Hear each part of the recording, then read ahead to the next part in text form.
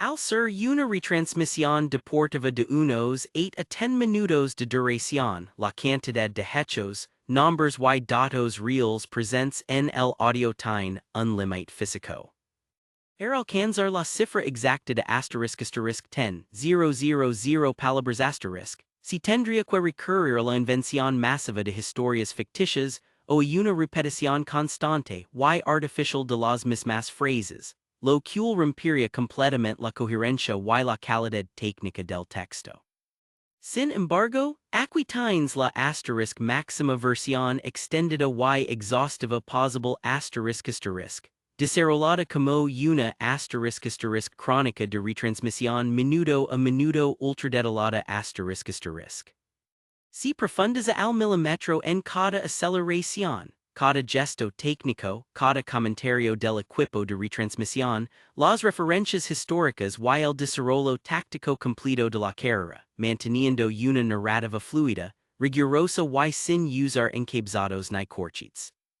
Al analizar el desarrollo de la jornada desde la perspectiva de la retransmisión en directo, surge de inmediato la reflexión sobre si la inclusión de una cantidad tan elevada de puertos de gran altitud en el perfil de la etapa aporta realmente un espectáculo mayor o si, por el contrario, termina por condicionar la dinámica del pelotón.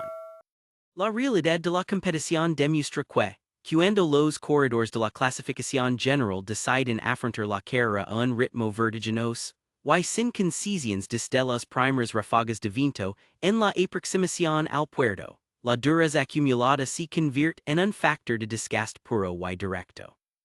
En este escenario de altísima tensión, el equipo UAE Emirates ha tomado de forma clara y decidida la iniciativa de la carrera, desplegando un plan táctico perfectamente diseñado para endurecer la competencia hasta sus últimos extremos. Los hombres del conjunto arábigo se están preparando a fondo para realizar una limpia masiva en el grupo de los favoritos, eliminando paulatinamente a todos los gregarios de los rivals directos y dejando la escena totalmente despejada para el momento exacto en el que Tadej Pogacar decida asestar su ataque definitivo. En esos primeros instantes de la ascensión decisiva, don las rampas comienzan a mostrar sus porcentajes más severos. El corredor español Marc Soler asume la responsabilidad de marcar un ritmo absolutamente asfixiante en la parte delantera. Soler vash el deposito por completo, realizando un último esfuerzo colosal que retuvo el grupo principal antes de verse hacia un lado de la calzada con el trabajo impecablemente completo. Tras la retirada del corredor catalán, toma el relevo el australiano Javine junto con el resto de la estructura del UAE Emirates, manteniendo una velocidad de crucero insostenible para la gran mayoría de los integrantes del pelotón. Los comentaristas hacen especial hincapié en la dureza de este primer kilómetro de subida, un tramo especialmente exigente y exiguo que no concede ni un solo segundo de respiro a las piernas maltrechas de los ciclistas tras miles de kilómetros acumulados en la alta competición. En el preciso instante en que la velocidad del grupo del maillot amarillo se incrementa de forma tan drástica, la película de la etapa cambia por completo para muchos de los grandes nombres del pelotón internacional. La realización televisiva capta de inmediato los gestos de sufrimiento de corredores illustres que empiezan a ceder terreno irremisiblemente. Se observa con absoluta claridad como el italiano, Giulio Sicco no puede mantener el ritmo de la escuadra del líder y comienza a verse en la calzada con el rostro desencajado por el dolor muscular. Pocos metros más atrás, el madrileño Carlos Verona también pierde el contacto definitivo con el grupo de los elegidos, quedando cortado a las primeras de cambio. Por su parte, el bailar Enrique Mas demuestra una gran capacidad de sufrimiento y logra mantenerse agarrado a las últimas posiciones del selecto grupo de los favoritos, aguantando la embestida inicial exactamente dentro de los parámetros previstos por su equipo para una jornada de esta magnitud. Mientras esta sangre de corredores tiene lugar, en las rampas inferiores del puerto, la intención de la retransmisión se desplaza hacia el recuadro superior izquierdo de la pantalla. Don los datos de tiempo y distancia ofrecen el contexto real de la cabeza de carrera. En ese punto de la montaña ruta incompleta soledad el estadounidense Matteo Jorgensen, ostentando una ventaja de 3 minutos, y 2 segundos sobre el grupo del maillot amarillo. Jorgensen se encuentra completando una actuación sensational en la fuga del día, pero por detrás la maquinaria del UAE Emirates no muestra la más mínima intención de dar un segundo de tregua. La escuadra del líder continúa tirando con una agresividad insatiable con el objetivo de recortar la brecha y poner en bandilla, aprovechar la oportunidad de coronarse con un nuevo triunfo de etapa. En una jornada tan exigente como la de hoy, donde la altitud y la fatiga acumulada juegan un papel determinante, el equipo del líder actúa con la determinación de quien sabe que no se puede dejar escapar la ocasión de rematar una fina histórica en la ronda francesa. A falta de algo más de 9 kilómetros para la línea de meta situada en la cima, se produce el primer movimiento de ataque de calado entre los hombres que ocupan el podio de la clasificación general. El belga Remco Evenepoel decide pasar a la ofensiva y lanza una aceleración desde el grupo del maillot amarillo. Sin embargo, los analistas de la retransmisión destacan que Evenepoel no ejecuta una arrancada a ciegas, sino que ataca con la cabeza fría, siendo plenamente consciente de que debe gestionar su propio tempo y regular sus fuerzas en un puerto de esta longitud. De forma continua y casi compulsiva, el joven belga gira la cabeza hacia atrás para vigilar los movimientos de Jonas Vingegaard y comprobar si el danés responde de inmediato a su cambio de ritmo o si, por el contrario, prefiere mantener la distancia de forma conservadora. Vingegaard, visiblemente cauteloso, no demuestra tener en esta fase de la carrera ese cambio de ritmo explosivo que le permita cerrar el hueco de forma instantánea. El corredor danés perce pagar el precio de haber probado suerte desde demasiado lejos en las jornadas previas o de acusar el esfuerzo continuado de una tercera semana implacable. Esta falta de entendimiento o de capacidad de respuesta inmediata, entre los dos inmediatos perseguidores de la clasificación general pone en serio peligro la victoria de etapa para Matteo Jorgensen. Al no consolidarse un ritmo de persecución coordinado por detrás de Pogacar, la renta del estadounidense en la cabeza de carrera comienza a verse amenazada por la inminente arrancada del líder indiscutible del Tour de Francia. Esta dinámica de carrera evoca de inmediato en la memoria de los comentaristas un antecedente muy claro en la historia reciente del ciclismo de grandes vueltas. Aquella recordada etapa del Giro de Italia, en la cual colombiano Nero Quintana recibe la victoria desde la fuga y Tadej Pogacar, al percatarse de que el triunfo de etapa estaba su alcance y aceleraba el ritmo, no dudo en lanzar un ataque lejano y demoledor para terminar cazando al ciclista sudamericano antes de la línea de meta.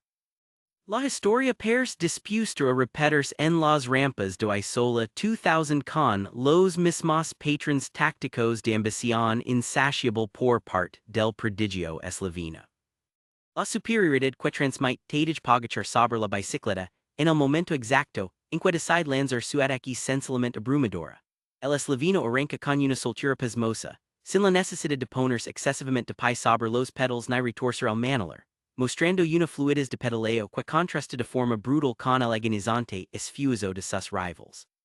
Los especialistas en la retransmisión coinciden en señalar que el ciclista del UAE Emirates no se encuentra simplemente un punto por encima del resto de sus competidores, sino que ruta literalmente 3 o 4 peldaños por encima de cualquier otro corredor del Peloton internacional en este momento de la temporada.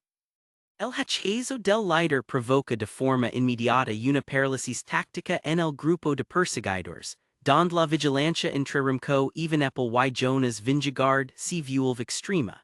Ambos corredores quedan relegados a una batalla secundaria por el segundo y tercer puesto de la podio final. En ese mismo grupo, la realización capta la expresiva mirada del corredor almeriense Christian Rodríguez, quien observa la aceleración del líder con una mezcla de resignación y profunda admiración ante la fortaleza física del esloveno. Christian Rodríguez está completando una etapa memorable tras haberse filtrado en la gran escapada del día junto a corredores de la talla internacional del australiano Jai Hindley o el ecuatoriano Richard Carapaz, ambos vencedores de grandes vueltas, lo que pone en enorme valor la actuación del ciclista español en un escenario de este nivel. A medida que Pogacar estable su ritmo de crucero, en las rampas más duras del puerto, el cronómetro comienza a reflejar una reducción de tiempo brutal con respecto a Matteo Jorgensen. En cuestión de pocos cientos de metros, La diferencia que superba los 3 minutos si desploma hasta colocarse por debajo de los 2 minutos y medio. Para Jorgensen, esta situación supone revivir una auténtica pesadilla que le tocó sufrir en sus propias carnes durante la edición anterior del Tour de Francia en la mítica cima del Pi de Dome. En aquella ocasión, el corredor estadounidense acarició la gloria en solitario durante casi toda la subida final para terminar siendo rebasado de forma agónica en los últimos metros por el canadiense Michael Woods, del equipo Israel, quien le arrebató el triunfo de etapa en un desenlace desgarrador. Lo que resulta verdaderamente impactante para los espectadores y para los propios analistas de la carrera no es solo la frialdad de los datos de los tiempos parciales, los cuales en ocasiones pueden resultar abstractos de interpretar a través de las pantallas, sino la constatación visual de la velocidad de desplazamiento. En apenas 500 metros desde el punto exacto de su ataque, Pogacar le ha endosado una ventaja escandalosa a 2 corredores de la talla mundial de Vingegaard y Evenepoel. Antisemejante demostración de fuerza, Vingegaard ni siquiera hace el ademán o el amigo de salir a por él, asumiendo con pragmatismo que su carrera real en esta última semana de la ronda francesa consiste en defender con uñas y dientes su segunda posición en la clasificación general frente a las acometidas de Evenepoel. Isi pues, el corredor danés del equipo Visma decide entablar su propia guerra particular con el joven belga del Saudal Quickstep, renunciando por completo a la causa del maillot amarillo. Esta decisión táctica deja Pogacar en una situación de libertad absoluta para ejecutar lo que en la práctica se convierte en una cronoescalada individual de altísimo nivel. A pesar de que a falta de 8 kilómetros para la cumbre la ventaja de Jorgensen en ronda los 2 minutos, la velocidad de aproximación del esloveno hace presagier que los segundos van a continuar cayendo de forma inevitable, como si de un godeo incesante se tratara. La sensación de velocidad pura, que transmite la bicicleta de Pogacar en tramos don la pendiente superior al 8% es esencialmente asombrosa. Los comentaristas debaten durante la retransmisión sobre la influencia técnica del material, destacando como el uso de lentas con un perfil ligeramente más alto de lo habitual para un puerto de alta montaña porta un impacto visual de fluidez y velocidad sobre el asfalto. Sin embargo, más allá de la aerodinámica o los componentes mecánicos, el factor diferencial sigue siendo la capacidad física del ciclista y su inconfundible estilo de pedaleo. Una cadencia extremadamente ágil, sin trabar alguna en el punto muerto de la pedalada y manteniendo en todo momento el talón elevado en la faz de impute. Desde el instante preciso, en que Pogacar lanzó su aceleración, ha logrado recordar más de 30 segundos a la cabeza de carrera, en un espacio de terreno ridiculamente corto. Los corredores que rueden intercalados, entre la cabeza de carrera y el grupo del maillot amarillo, como el ecuatoriano Richard Carapaz o el británico Simon Yates, la información que les lega desde los coches de equipo, a través del pinganillo es demoldora.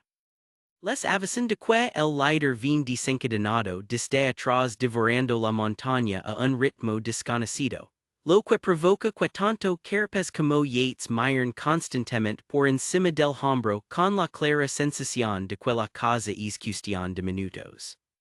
Por detrás, Remco Evenepoel gestiona sus fuerzas con gran madurez, corriendo de manera contemporizadora y evitando desgastes innecesarios que pudieran ser aprovechados por Vingegaard para asestarle en contraataque. La lucha por los cajones secundarios del podio de Paris o Niza se ha convertido en una carrera de desgaste psicológico entre el belga y el danés.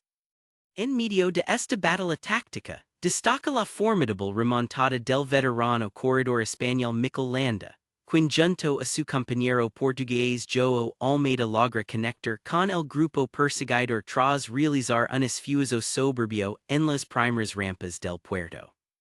La supercondición física que está exhibiendo Mikel Landa en este Tour de Francia a sus años de experiencia es digna de elogio, actuando como un pilar fundamental para su equipo y demostrando una capacidad de regulación impecable en los momentos de máxima exigencia. A pesar de los esfuerzos desesperados de los hombres de la fuga por mantener una velocidad competitiva, la brecha de tiempo se sigue desplomando de forma implacable. Cuando el reloj marca quella ventaja de Jorgensen que por debajo del minuto y 44 segundos, los comentaristas dan por sentenciada la suerte de la etapa. Resulta técnicamente impossible para cualquier corredor resistir el impute un Pogacar que pers inmune a la fatiga, demostrando una frescura mental y física insolita tras haber acumulado más de 3,000 kilómetros de competición en las carreteras francesas y habiendo disputado y ganado apenas unas semanas antes el Giro de Italia de forma aplastante. A medida que la carretera se retuis en las rampas más duras de la ascensión y sola 2000, un puerto con una historia muy concreta en el Tour de Francia que se remonta a la edición de 1993, cuando el suizo Tony Rominger y el español Miguel Indurain corneran juntos en cabeza con triunfo para el Helvético en un pacto entre caballeros. Pogacar va dando causa a los integrantes de la escapada original como si pertenecieran a una categoría inferior. El primer corredor de renombre en ser sobrepasado es el campeón olímpico Richard Carapaz. La diferencia de velocidad entre el esloveno y el ecuatoriano en el momento del cruce es tan abismal que Carapaz ni siquiera hace el intento de engancharse a su ruta, levantando el pie de inmediato consciente de que cualquier esfuerzo por seguirlo resultaría completamente estéril. Poco después, Pogacar divisa la figura del británico Simon Yates, a quien utiliza como referencia visual durante apenas unos cientos de metros antes de rebasarlo, con la misma facilidad pasmosa. Finalmente, a falta de 2 kilómetros para la cima y adentrándose en un pasillo humano abarrotado de aficionados que animan sin descanso los corredores, el maillot amarillo alcanza la ruta de Matteo Jorgensen. Para el joven ciclista estadounidense, la escena se convierte en un cruel déjà vu. Pogacar no solo le alcanza tras haber recortado casi 3 minutos de ventaja en apenas 6 kilómetros de ascensión, sino que además le asiste un sutil cambio de ritmo en el momento del sobrepaso, para certificar que su rival no guarda la más mínima reserva de energía en sus piernas. En el último kilómetro de la etapa, con la victoria de etapa completamente asegurada y la clasificación general del Tour de Francia vista para sentencia, Tadej Pogacar se permite el lujo de subir un punto el desarrollo de su bicicleta, relajando ligeramente la cadencia pero sin perder la elegancia en el pedaleo. El astro esloveno cruza la línea de meta en solitario alzando los brazos y realizando una reverencia cargada de complicidad hacia el público apostado en las grandes finales, sumando de este modo su quinta victoria de etapa en la presente edición de la Gran Buckle y la decimaquinta en su palmarés individual dentro del Tour de Francia. Decenas de segundos después comienzan a llegar a la cima los demás protagonistas de la jornada completamente exhaustos por el esfuerzo extremo. Simon Yates cruza la meta con el rostro desencajado por el agónico tramo final. A un minuto y 42 segundos del vencedor de la etapa hacen su entrada conjunta Jonas Vingegaard y Remco Evenepoel, habiendo renunciado a disputar el sprint por la tercera plaza y felicitándose mutuamente sobre la misma línea de llegada, en un gesto de respeto deportivo poco habitual en el ciclismo moderno de máxima tensión. En los aledaños de la meta, la retransmisión muestra la presencia de la esposa de Vingegaard, en un avanzado estado de gestación, quien aguarda la llegada del corredor danés para brindar su apoyo tras una jornada de desgaste brutal que deja la carrera sentenciada en favor de una de las mayores exhibiciones individuales que se recuerdan en la historia reciente del ciclismo internacional.